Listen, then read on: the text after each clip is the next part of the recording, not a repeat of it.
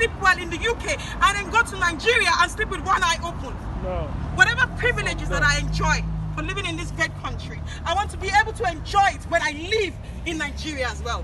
This is why we say today, end to corruption in Nigeria, end to bad governance in Nigeria, end to police brutality in Nigeria, end to SARS in Nigeria, end to SWAT in Nigeria.